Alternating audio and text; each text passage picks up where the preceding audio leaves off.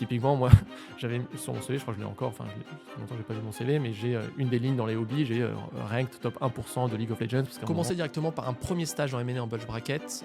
Je pense qu'il y en a certaines qui te forment très bien. Je sais qu'à Lazare, c'était le cas, mais après, TMT, c'est un peu une équipe particulière. Ça va tellement vite, il y a tellement de choses à faire, tu apprends beaucoup sur le tas. Donc je pense que si j'avais commencé par Lazare TMT sans avoir fait une expérience avant, j'aurais un peu décédé plus que ce que c'était déjà le cas. Vraiment, c'est you need to get shit done, il faut que les choses avancent, il faut que le mémo sorte, il faut que les calls avec les clients aient lieu. Donc là, j'ai mis ma meilleure casquette de M&A/consultant. J'ai construit un deck, j'ai fait toute la valo, À le business l'époque, plan. sans ChatGPT. Sans chat GPT, j'ai bossé beaucoup de soirs et beaucoup de week-ends. J'ai tabassé le truc pendant 2 semaines parce que je sentais que j'avais envie de le faire. Donc, Et enfin, poser sa dème en M&A. à condition de bien prompter l'IA pour que c'est seulement après que le bonus soit arrivé sur ton compte bancaire.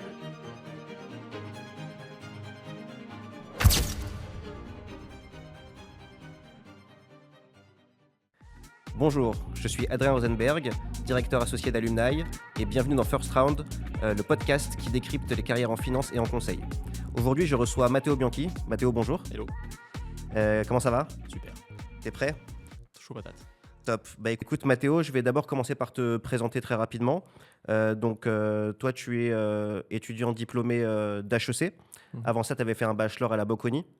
Et durant ta scolarité à HEC, tu avais fait une césure full finance avec du M&A chez Banque Autingre, suivi d'un stage en M&A chez Lazare TMT. Ouais. Et tu avais fini ensuite avec un stage en private equity chez Ardian, c'est ça? Finalement, je crois que tu reçois une full-time offer chez Morgan Stanley à Londres, mais tu décides de ne pas y aller, on y reviendra, pour te lancer dans un projet plus entrepreneurial, dans une boîte en forte croissance. Tout d'abord, c'était avec le Wagon, une école de code très très connue, qui d'ailleurs, il me semble, était une école très prisée par les gens de la finance qui voulaient un peu switcher de carrière et se mettre au code. Aujourd'hui, tu es chez Albert School. Tu es directeur du campus de Genève. Et notamment d'un programme dont on va parler qui est le Master Data, Finance et IA. C'est ça? C'est bien ça. Écoute, on va pouvoir discuter un peu à la fois de ton parcours et également de ton projet actuel chez Albert School. Juste pour prévenir les auditeurs, on va aussi discuter tout à l'heure d'une conférence qu'on organise le 12 mai avec Albert School, dans les locaux d'Albert School, où on va recevoir Pierre Casas, qui est un investisseur en private equity chez Ardian, justement.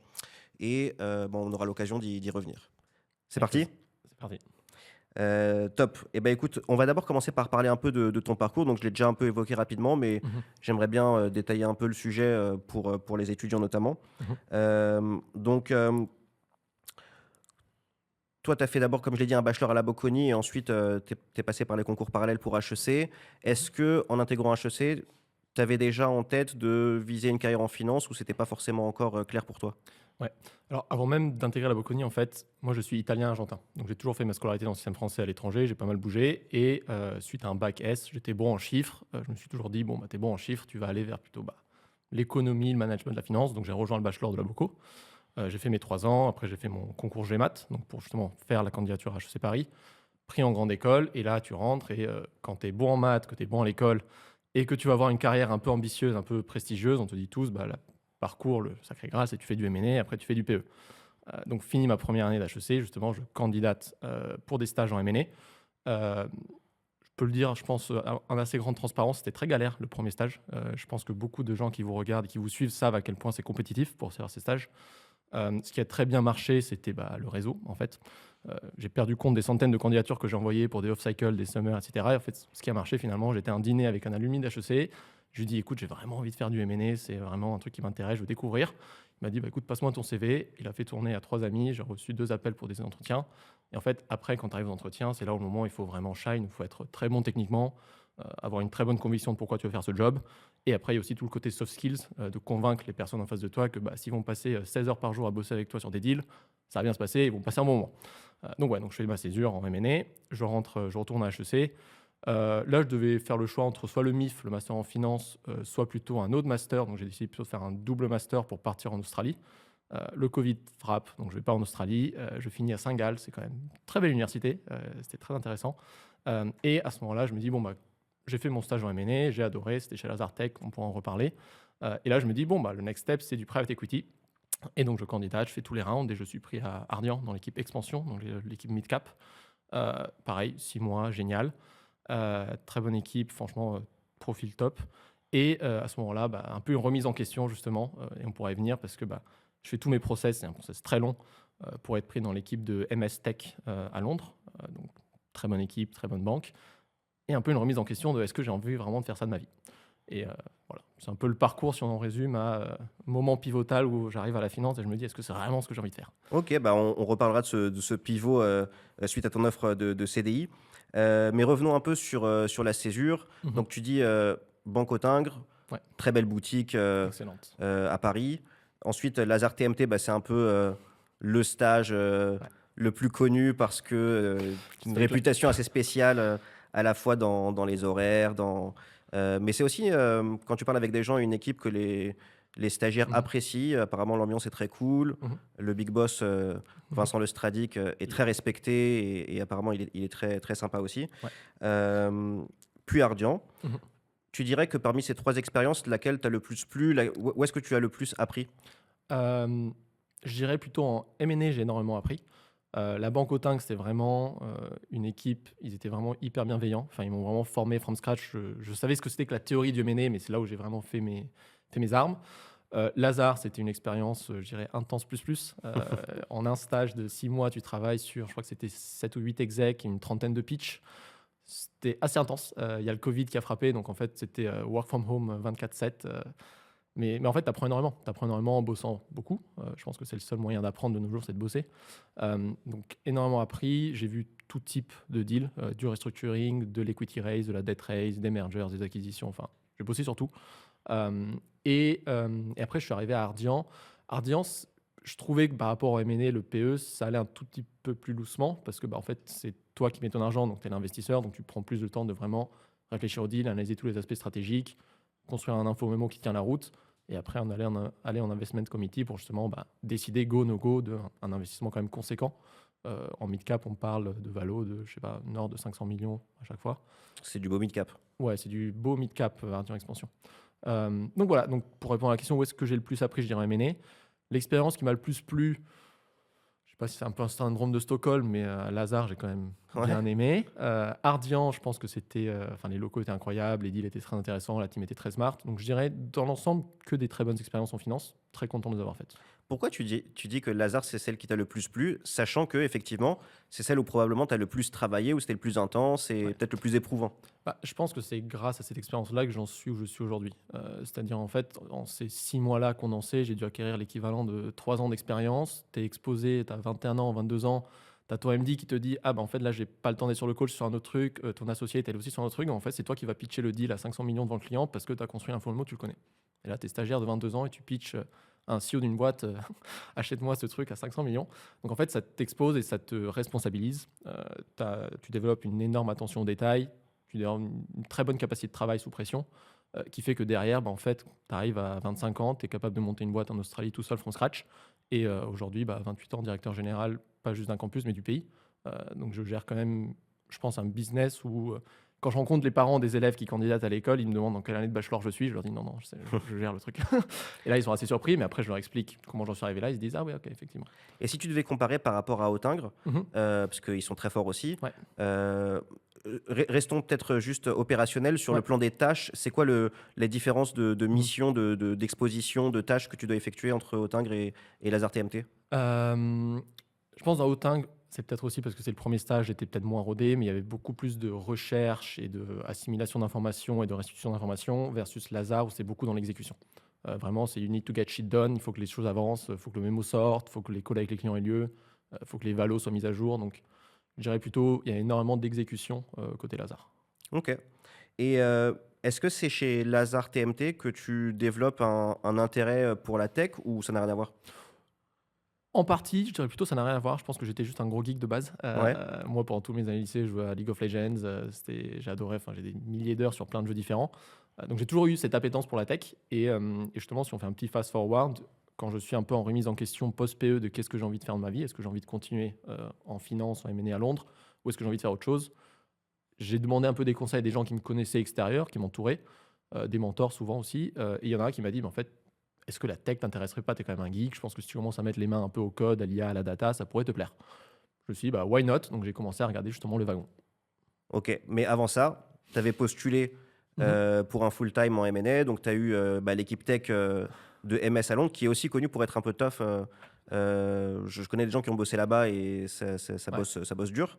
Euh, Bah, Pourquoi tu décides finalement de ne pas accepter cette offre chez ouais. Morgan Stanley?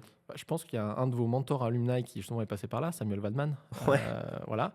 Parce qu'en fait, et là, je pense qu'on en revient un peu à un élément clé de la finance et de comment rentrer dans ce milieu, qui est en fait, je pense qu'il y a 3 points. Il y a un, c'est les soft skills, deux, c'est les hard skills, et trois, c'est le réseau. Je pense que c'est les trois qu'il faut pour avoir des jobs. Une fois que j'étais chez Autingre, en fait, un de mes analystes avait été chez Lazare TMT avant. Donc, en fait, il m'a passé le contact des RH, j'ai fait passer mon CV, un process, un job. J'étais chez Lazare, mon analyste, c'était Samuel Vanman, qui du coup était passé par MS. Quand je lui ai dit après Ardian, bah, je suis intéressé par MS, pareil, il m'a donné un contact, un process, un job. Du coup, pour revenir à ta question de pourquoi ne pas y aller, euh, bah, je pense que j'avais beaucoup aimé mes expériences so far, mais je me projetais pas en fait dans ce job de passer 30 ans à devenir très très bon et très spécialiste en fait en M&A, en finance. Là où j'avais un parcours où en fait en grandissant, j'ai vécu dans 11 pays différents. Je ne me voyais pas en fait passer 30 ans dans la City de Londres à faire des deals. Je voulais plutôt quelque chose où je pouvais bouger, je pouvais avoir un peu plus, j'ai envie de dire, d'autonomie peut-être, parce que mine de rien, c'est quand même le M&A, la finance, c'est assez pyramidal, c'est-à-dire tu fais tes 3 ans d'analyse, tu fais tes 3 ans d'assaut, tu fais tes 3 ans de VP. Euh, et c'est là où j'ai un peu ressenti l'appétence pour à la fois l'entrepreneuriat et aussi la tech. L'éducation, elle est venue un peu on the side quand justement je me posais la question de, en fait, à quoi est-ce que je peux appliquer ces doubles compétences. Et c'est à ce moment-là où en fait j'ai lancé le process avec MS et à parallèle j'ai aussi lancé un process avec le wagon. et en termes de carrière, je pense à un truc, mais on parle souvent, effectivement, tu vois, des désavantages des carrières en M&A, en Mhm. termes de lifestyle, ok, Mhm. mais aussi sur, tu as raison, on est moins probablement autonome, il y a moins de Mhm. liberté. C'est un métier aussi qui, je pense, apporte beaucoup de sécurité. Mhm. Ça t'a pas fait peur, tu vois, de renoncer à ça? D'ailleurs, Euh, sécurité à la ouais, fois financière, mais quelque part aussi, il y a une sécurité, je dirais même sociale, ouais. d'avoir un job établi, reconnu. C'était 3 longues semaines d'engueulade avec mes parents pour quand j'étais en train de leur dire mais en fait j'ai pas envie d'accepter l'offre. Je l'ai reçu pendant les vacances de Noël. On a passé juste 3 semaines à mon père qui me disait fais tes 2 ans d'MS, ça sera sur le CV, après tu fais ce que tu veux. Et moi je suis en mode bah, ouais mais je le sens pas, j'ai cet truc, j'ai envie de le faire. Donc ouais non c'était un choix hyper difficile. Surtout que tu as passé 5 ans à faire tes études et 1 an à faire des expériences, 1 an et demi même à faire des expériences. Tout a construit pour que tu arrives là. Et une fois que tu l'as atteint, tu te dis ah bah non en fait je vais aller prendre des risques et sauter dans le vide. Donc ouais, non, c'était pas évident. Euh, je pense qu'il faut un peu suivre son gut feeling. Je pense que mon gut feeling m'a dit que j'aurais pas été heureux à faire ce job. Et je pense que quand tu fais un job qui te rend heureux, tu performes 10 fois mieux. Donc je suis sûr que moi, quand j'étais chez Lazare, j'adorais ce que je faisais, j'étais très content. Bon, après, un peu cramé vers la fin. Mais les gens qui vous suivent, qui voudraient bosser dans la finance, s'ils se rendent compte que c'est un truc qui les rend heureux, je peux que les encourager à poursuivre ce parcours. Je comprends. Et si je rétropédale un peu, à l'aune de toutes ces expériences, notamment des entretiens, Mhm. tu dirais que quand tu te prépares pour des entretiens à ces postes-là, Ouais. qu'est-ce qui est clé? Si tu devais même refaire Mhm. tout, comment tu t'y prendrais pour te préparer à des process? Je pense qu'à posteriori, j'ai assez bien préparé dans le sens, en fait, tu fais plein de candidatures. Ouais, Tu fais des candidatures et à chaque fois, tu avances un peu plus dans le process. Donc déjà, bah, typiquement, tu as les tests techniques qu'on t'envoie, les liens là, avec les tests un peu standards. Tu deviens très bon à les faire, donc après, tu vas plus loin dans les parcours d'après. Je pense qu'il y a quand même le côté hard skills, comme je disais. Donc en fait, typiquement, les impacts de 10 euros de dépréciation de plus. mhm, Qu'est-ce qui se passe dans un process d'M&A? Où est-ce que tu vas chercher les infos? Le DCF. Après, pour les process de PE, bah, le LBO papier.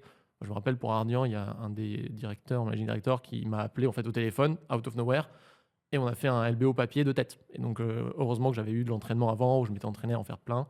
Donc voilà, donc ça c'est plutôt côté hard skills. Et après, il y a aussi un côté important dans les entretiens, c'est les soft skills. C'est-à-dire à CV égal et à performance égale, on est quand même beaucoup de personnes à candidater pour un même poste.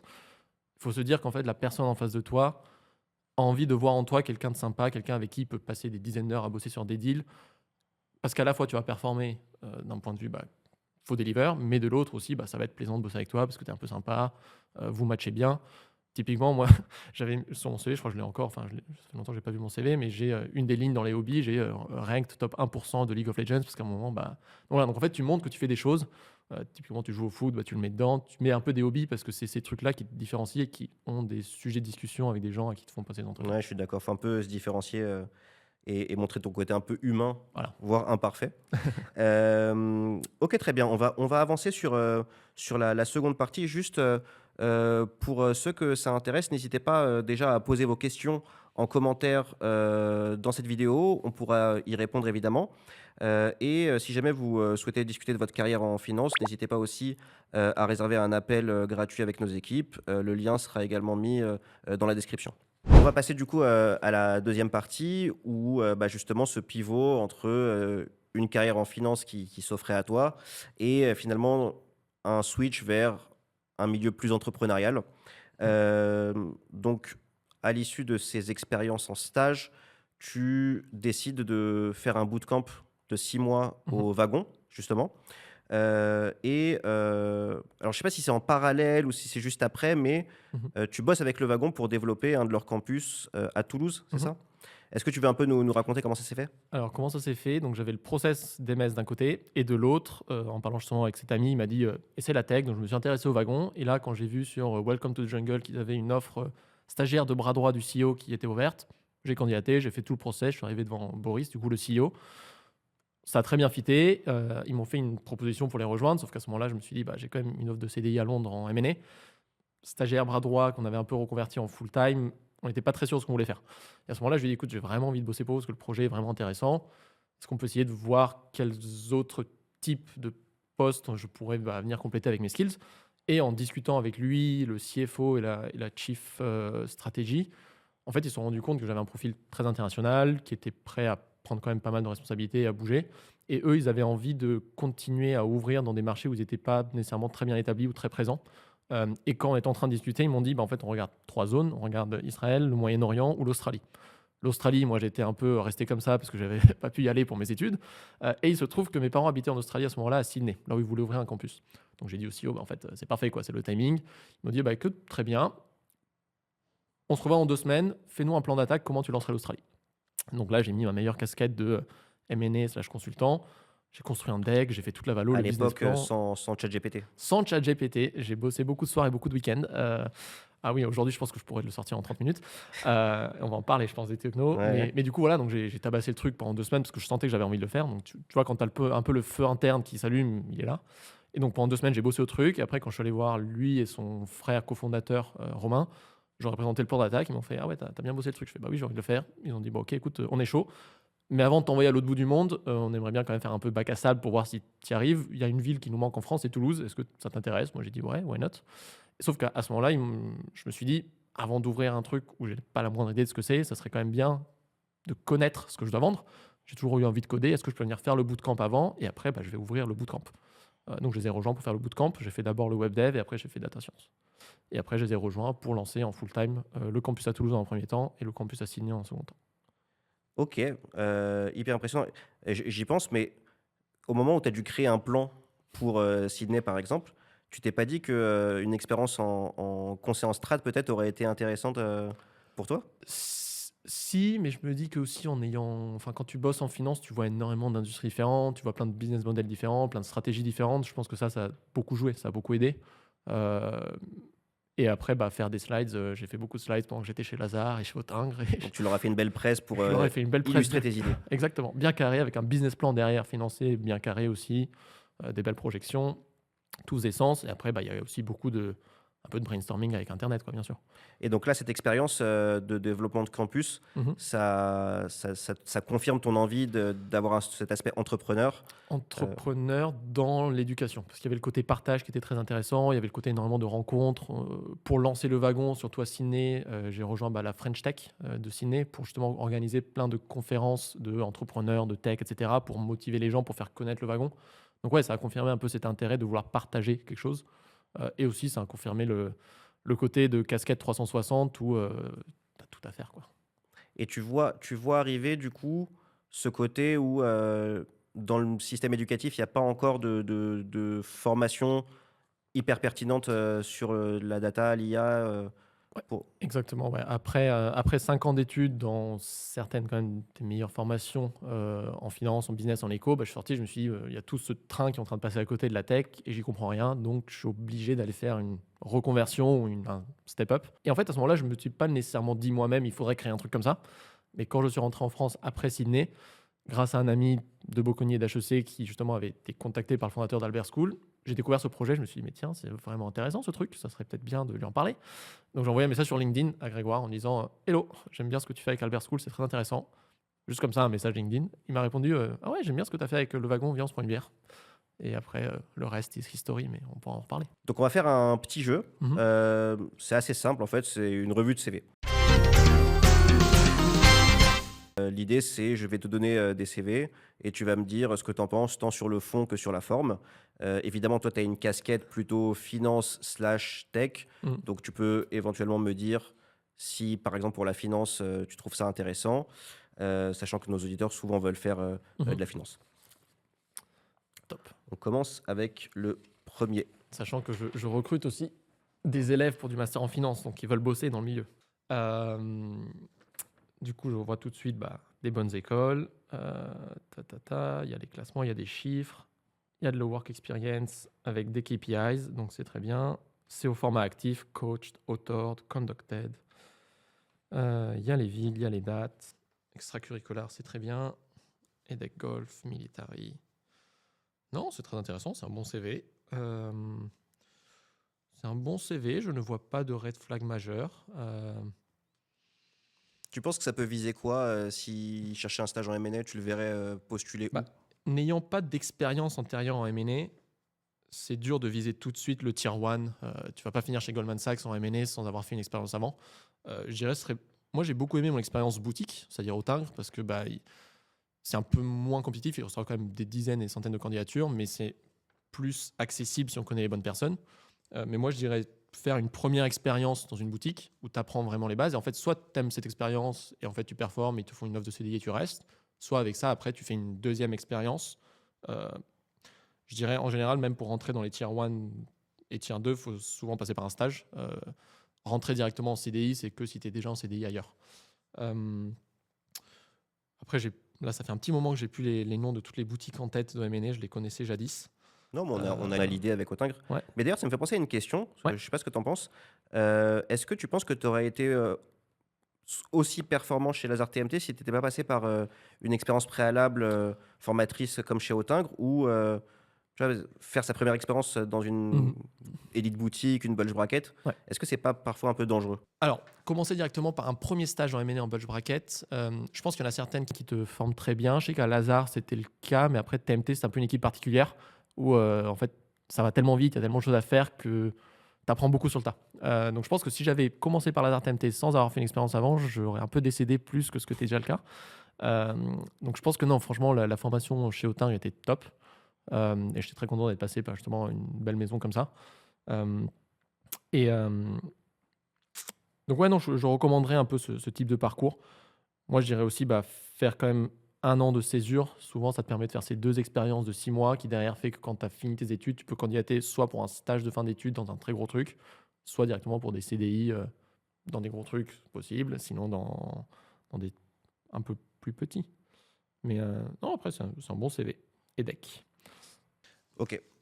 Ok, je vais te filer un deuxième CV. Ouais. Ah, peut-être ce qui manquait dans l'autre CV, c'est une expérience internationale. Je pense que faire quelque chose à l'international, c'est quand même valorisant. Ça montre que tu peux sortir de ta comfort zone, tu peux prendre des initiatives, etc. Donc là, c'est un profil plus junior. Effectivement, un peu plus junior. L2, donc ça veut dire qu'il a fait directement post-bac chez Schema. Je pense que mettre le nom du programme SDM, ça porte que la confusion. Je ne sais pas exactement ça veut dire quoi. Licence d'économie gestion partenariat avec l'UCA, classe préparatoire. C'est bien de mettre Bon, le formatting, il y a un peu des trucs à revoir, je pense. Le formatting, il n'est pas très clean. Analyse quotidienne. Pas trop de KPIs, pas trop de verbes actifs. Je pense que ce CV, il peut s'améliorer. Si je devais mettre une note, ce serait un 4 ou 5 sur 10. L'autre, c'est plutôt un 8. Non, après, je pense qu'il y a des centres d'intérêt intéressants. Pareil, tout est très français, donc Ouais, non, je pense CV à to be improved. Il est encore jeune. Oui, il y a le temps. Ouais. S'il est en L2 actuellement, je pense qu'il a encore de quoi faire pour construire un parcours. Oui, oui, largement. Encouragement du jury. J'ai un troisième CV pour toi. Ouais. Let's go. Qui est Aledec, qui a fait 42, donc ça c'est très intéressant. Donc en fait, il a fait... Attends, j'essaie de résumer le parcours. Ça fait beaucoup d'études tout ça. 2017 à 2026. Donc je pense que là, on est sur un parcours un peu plus atypique. Donc, il a fait un bachelor en droit, puis il a fait du computer science à 42, en parallèle de son bachelor et son master. Et puis maintenant, il est en MSc Corporate Finance à l'EDEC, cum laude. En vrai, moi, je reçois ce CV, je me dis c'est intéressant. C'est intéressant parce c'est multidisciplinaire. Il a fait pas mal de choses. Donc, il a du droit, il a fait de la computer science et maintenant, il est dans un très bon master en finance avec des bonnes notes.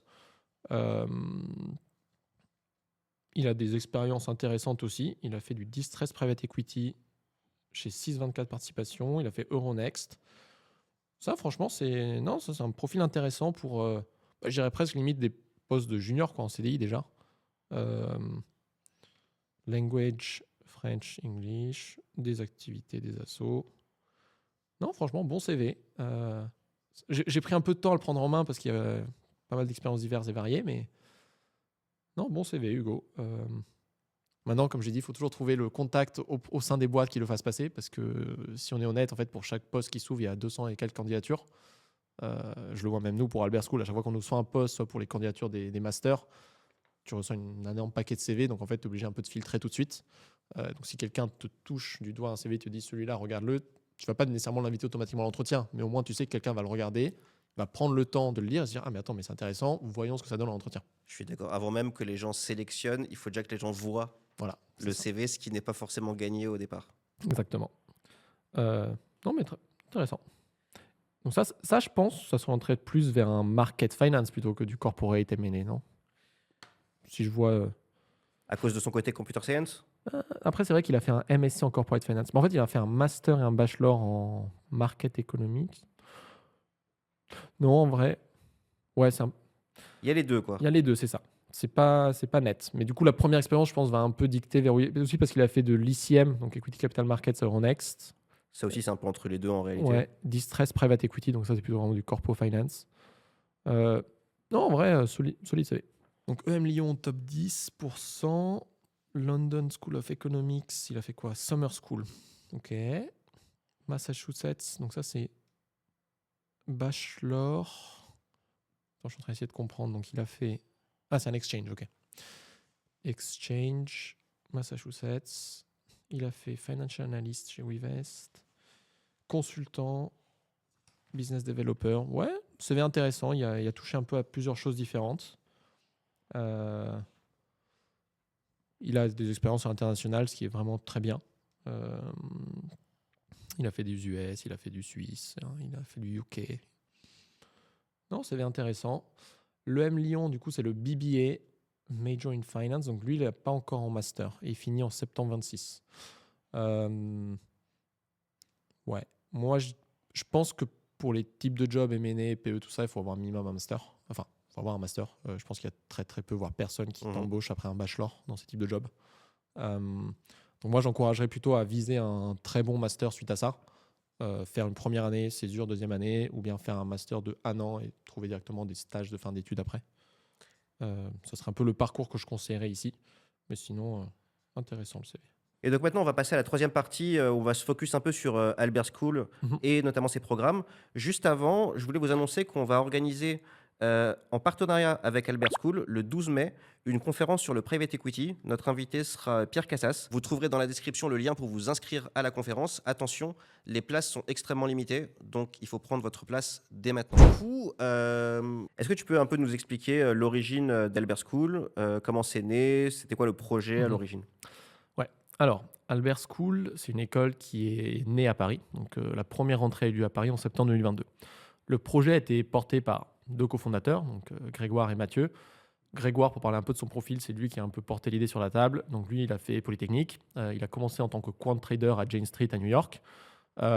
Lui aussi, il avait la réalisation après un an que il voulait pas nécessairement devenir spécialiste et spécialisé en market finance. Il voulait faire un peu autre chose. Il est revenu en France. Il a lancé une première fintech. Au bout de 18 mois, il a exit. Il a vendu à la BNP.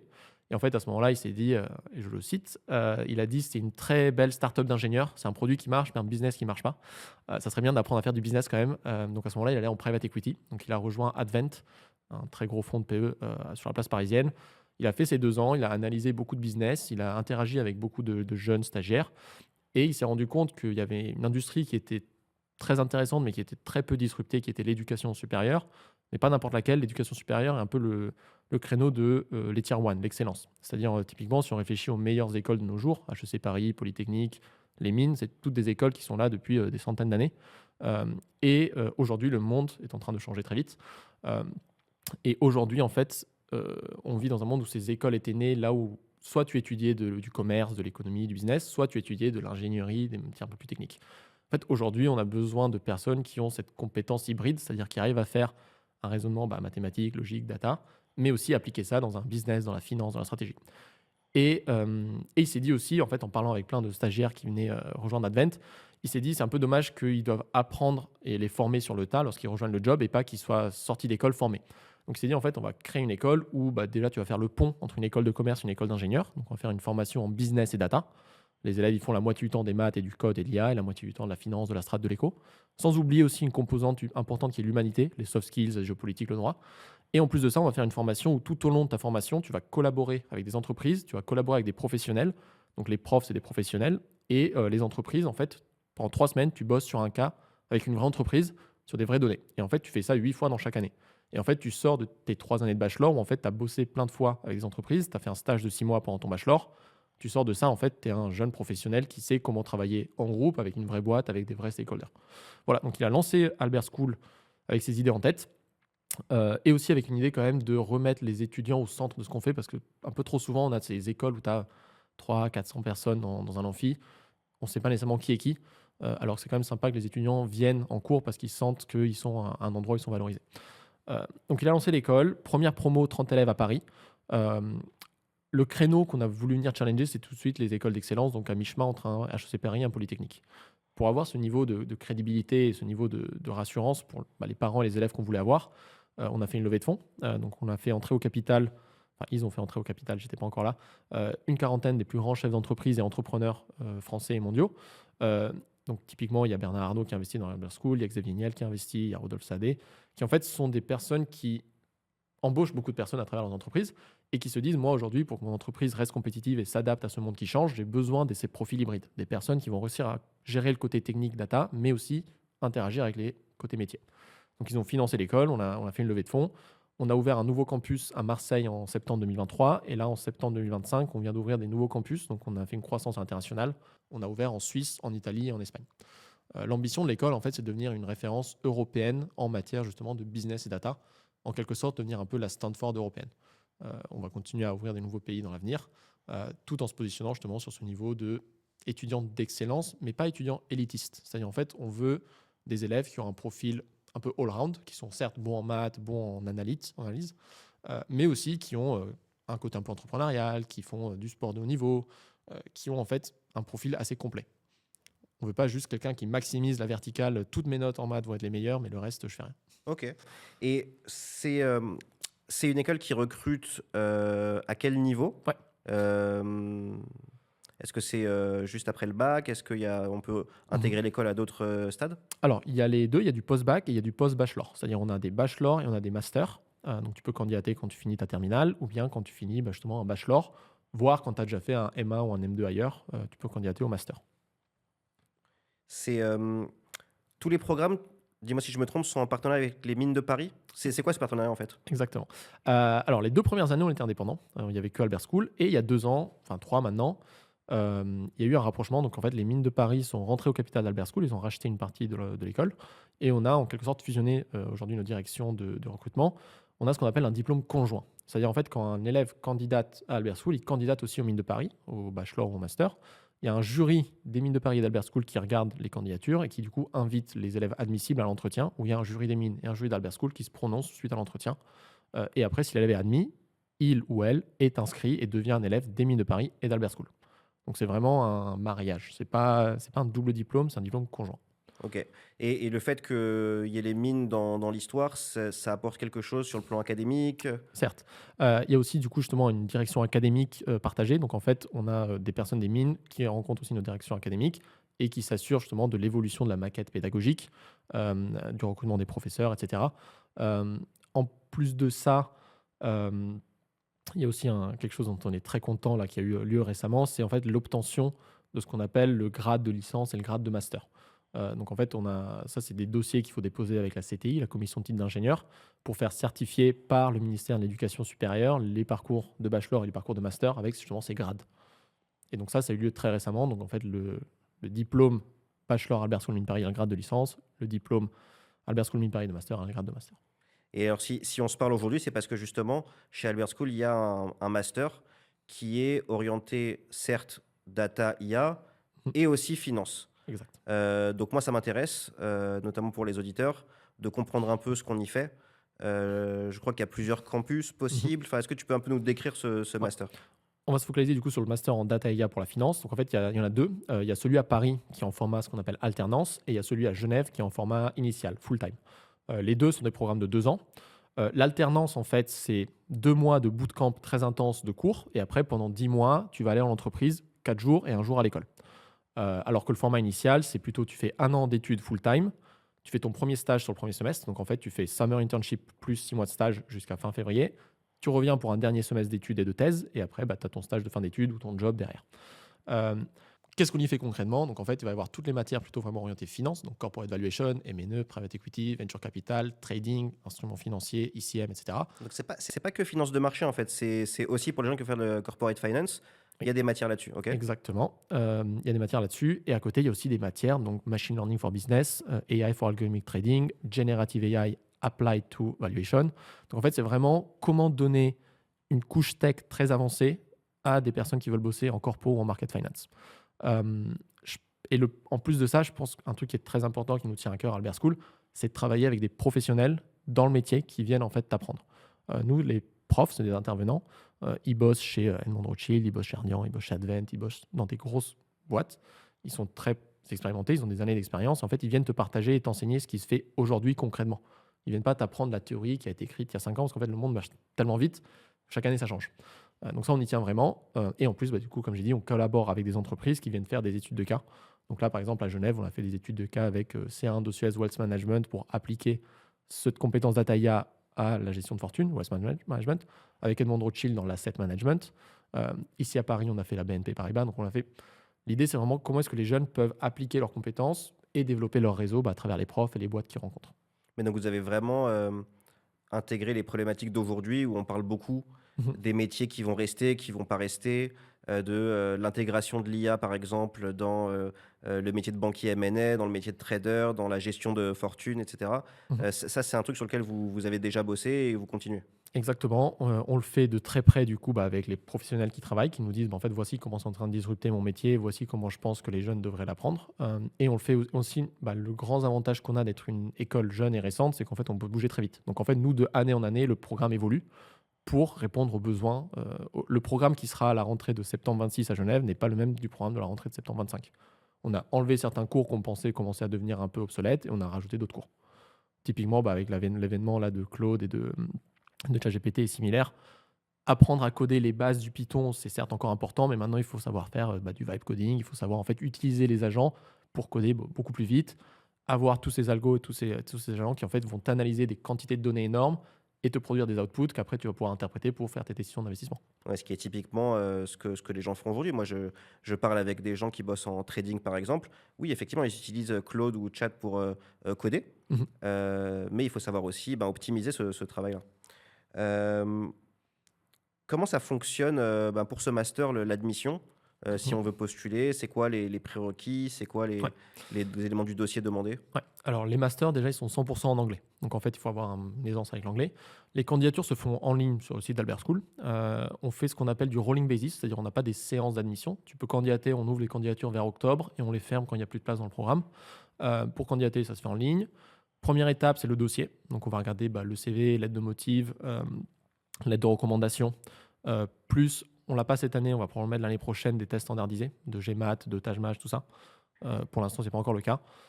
Plus toute autre pièce additionnelle qui peut être sympa, genre si tu as fait un SAT, si tu as déjà fait un IELTS, un TOEFL, c'est bien de le mettre. Le dossier est envoyé. Suite à ça, du coup, les 2 jurys conjoints vont regarder.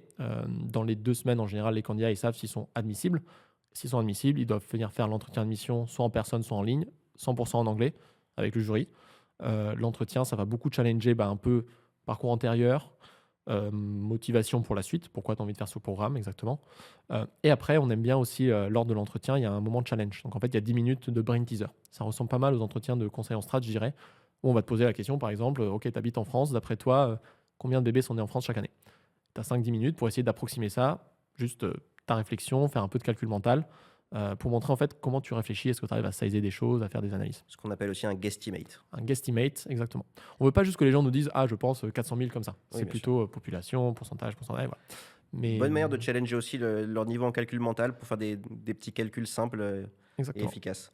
Et tu parlais des lettres de recommandation. Alors, je sais que c'est un peu subjectif selon les gens, mais toi, tu préfères des lettres de reco pro ou académiques?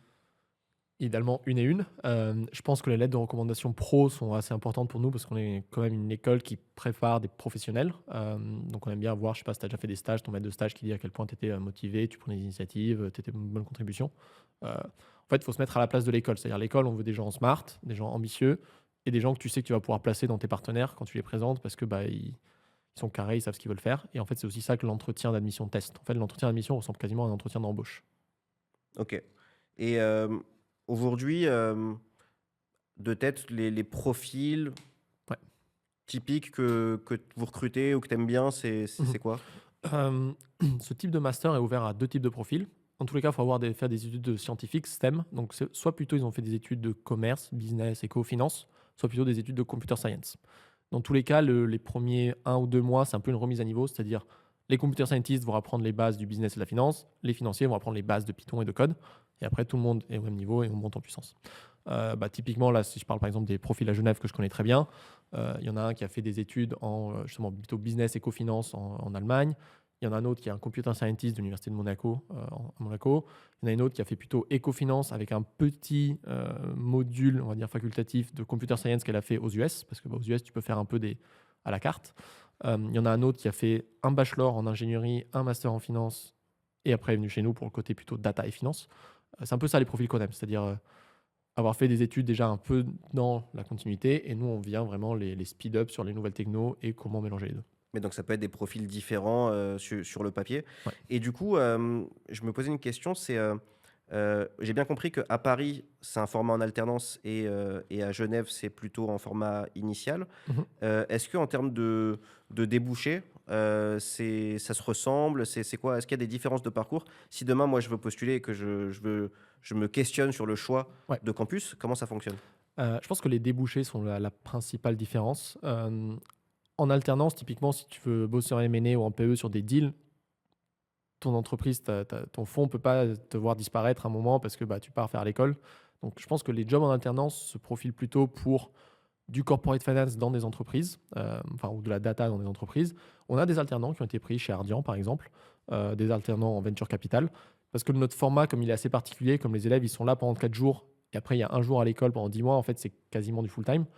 Mais je dirais que ça, c'est plus les jobs, alors qu'en initial, là, c'est vraiment, tu fais 1 an d'études à fond, tu réseautes, tu vois des boîtes, tu vois tes profs, et après, justement, tu peux candidater pour des jobs plus orientés, finance de marché, finance corporate, M&A, PE, venture capital. Donc là, on a la toute première volée de Genève qui est en train de finir sa première année maintenant, qu'on est en train justement de placer dans ce type de job. Donc il y en a un d'entre eux qui a été pris en stage chez Edmond Rothschild dans une nouvelle initiative qui est plutôt de l'investissement, PE Sustainability. Il y en a un autre qui va aller plutôt côté corporate finance dans une banque en Allemagne. Il y en a un autre qui va plutôt Rothschild Co. Donc voilà, donc c'est un peu ça les types de débouchés du full-time. Donc, les débouchés sont assez diversifiés en termes de pays? Je dirais que oui. Je dirais que c'est plutôt le format. L'alternance qui en France mène vers certains débouchés, le full-time qui est à Genève mène vers d'autres. Après, je pense qu'il y a des jobs hyper intéressants en alternance, en data finance. Je pense que... Après, ça dépend justement de votre audience. Si tu veux faire du M&A, du transaction, du deal, je pense qu'il faut partir vers du full-time. Ouais. Ouais, et pareil, du Ouais, trading. je suis assez d'accord avec ton analyse sur la question de la disponibilité. Mhm. Effectivement, quand tu es en M&A, on a besoin de toi tout le temps. Mm. Donc, du coup, c'est pas forcément compatible avec un rythme alterné. Mhm. Il y en a quand même des alternances à Paris en M&A, mais c'est même pas une dizaine, tu vois. Ouais, c'est rare. Et encore, il y en a certaines alternances sont réservées à certaines écoles à cause du format. Ouais. Donc, tu vois, ça complexifie encore la chose. Ça, on est en train de le développer justement. On a un partenariat par exemple, avec le BCG qui ont ouvert des alternances à nos élèves parce que le format permet de savoir qu'ils vont être là pendant 4 jours. Avec le BCG, c'est Ouais. incroyable. Le BCG, c'est un de nos sponsors initiaux depuis qu'on a créé l'école. En fait, nos élèves de bachelor, leurs 2 semaines de rentrée, de pré-rentrée, ils suivent un projet de A à Z encadré par des consultants du BCG. Si on fait un focus un peu sur l'IA, Ouais. concrètement, c'est quoi vos cours liés à l'IA dans votre programme? D'ailleurs, est-ce que les cours sont les mêmes Mhm. entre Paris et Genève? Une partie est pareille. Une partie, en fait, il y a plus de cours à Genève parce qu'en fait, en alternance, tu as environ, on va dire, 420 heures de cours sur l'année. À Genève, on est plutôt sur 760. Donc, en fait, ça te permet d'avoir ces cours additionnels pour pousser un peu plus. À Genève aussi, il faut savoir, c'est quand même une des plus grandes places mondiales du trading de commodités. Donc, en fait, il y a des cours focus sur ça. Pour revenir sur la question de l'IA, on a quelques modules. Donc, typiquement, on a du machine learning for business. C'est comment tu appliques le machine learning pour faire des décisions business. Il y a un truc qui s'appelle AI for algorithmic trading. Je ne saurais pas aller dans le côté technique. Je sais que le prof qui l'enseigne, c'est une brute dure. Donc, je suis sûr que la matière est très technique. Il y a un truc qui s'appelle Gen AI Architecture. Donc, c'est comment tu codes et tu développes tes propres agents d'IA générative. Non, c'est vraiment intégré dans le parcours. Et je dirais, en fait, comme on a créé ce programme 100% nous-mêmes, on sait à quel point le côté technique parle au côté finance et on arrive à bien incorporer les deux.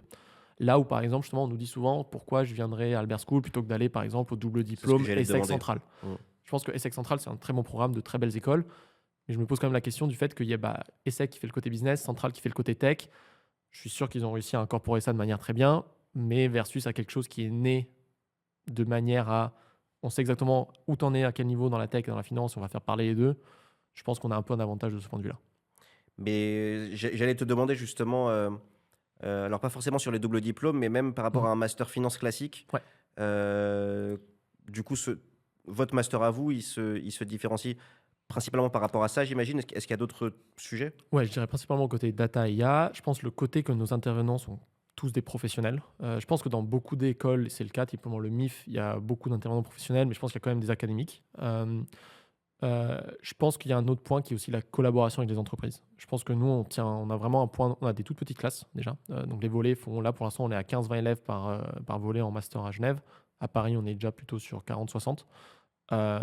Des petites classes, donc qui fait qu'on peut introduire les élèves one-to-one avec nos entreprises partenaires, et le fait de collaborer avec des boîtes sur des vrais cas. Je pense que ça, c'est vraiment un différenciant parce que tu finis ton parcours, que tu arrives à des entretiens d'embauche, tu te dis, en fait, j'ai limite déjà des expériences pendant que j'étais en études. Là où tu finis un an d'études full-time, si tu n'as jamais fait d'expérience avec les boîtes avant, c'est toujours un peu plus dur à l'entretien de vendre qu'est-ce que tu as fait concrètement. Hyper intéressant. Et ben écoute, on va passer à la suite et un petit jeu Ouais. pour conclure un peu l'épisode. Évidemment, un petit jeu orienté IA.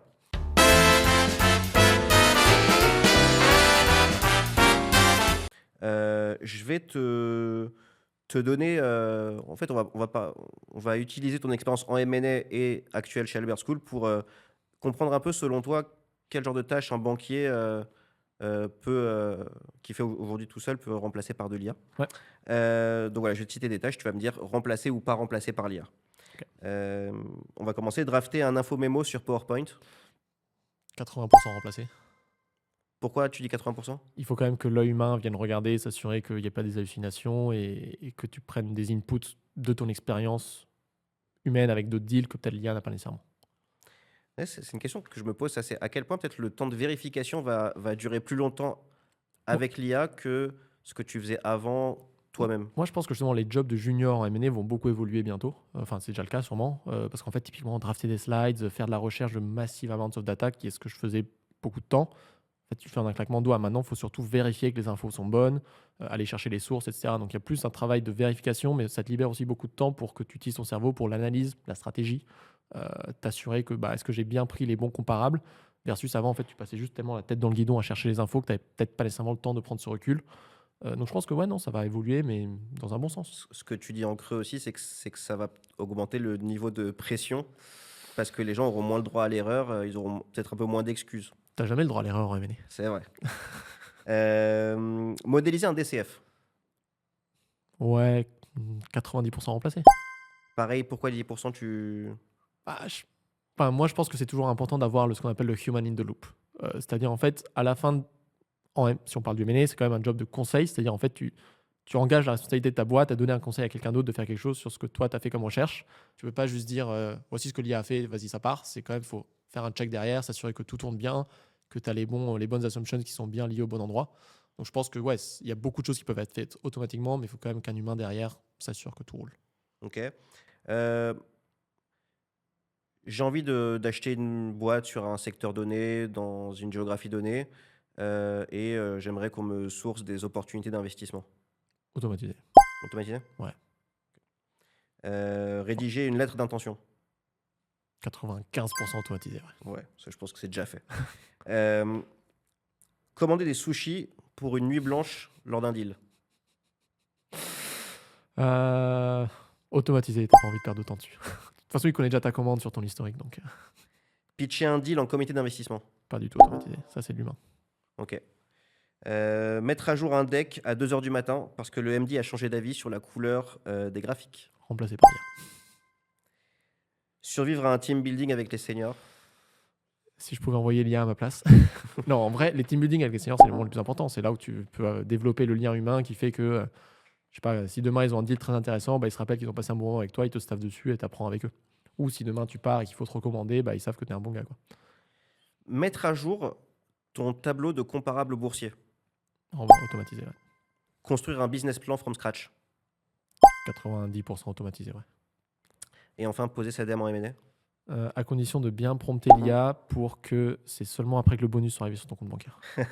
Je pense qu'il y a un truc aussi qu'on devrait prompter, tu sais, c'est le mail que tu fais à la fin à tous tes collègues pour annoncer ta démission. Il y a des gens, ils aiment bien tester des blagues, etc. D'ailleurs, l'IA est pas très bonne pour faire de l'humour. Non. Non, je pense que le mail de départ, à la fin, c'est quand même sympa de mettre une petite touche d'humain. Moi, certains des potes avec qui je suis resté le plus proche, justement, c'est des co-stagiaires, des collègues de Lazare. Après, je pense que la blague qu'on fait, c'est qu'une fois que tu passes au Vietnam ensemble, mais non, ça forge des liens. Donc, ouais, je pense que la lettre de départ, en général, de toute façon, tu es quasiment off-boardé de tes deals, donc tu prends le temps de faire des petites refs personnelles. Eh ben, écoute, c'était hyper intéressant. On arrive au bout de l'épisode, mais juste avant de laisser les auditeurs, juste, je voulais vous rappeler qu'il y a la conférence donc, organisée le 12 mai dans les bureaux d'Albert School avec Pierre Casas, investisseur en private equity chez Ardian. Donc n'hésitez pas à vous inscrire encore une fois, le lien est dans la description. Mathéo, merci beaucoup. Merci beaucoup. Est-ce que tu veux peut-être rajouter un dernier point pour les étudiants? Je pense qu'il faut développer de la résilience si vous voulez avoir des jobs en M&A, en PE. Il va falloir faire plein de candidatures, il va falloir faire plein de process. Ça va être dur. Il faut networker, développer les 3 compétences, hard skills, soft skills et réseau. Je pense que c'est le plus important. Et alors, peut-être aussi un dernier conseil, justement par rapport à ce monde qui change et qui fait évoluer probablement les métiers vers plus d'IA, plus de data. Candidater à Albert School. Ok, écoute, ça au moins c'est clair. Merci beaucoup encore une fois. Merci, rien. Moi, je vous donne rendez-vous pour le prochain épisode dans quelques semaines. On discutera d'acquisition d'entreprise, notamment de build-up. Merci beaucoup, à très vite.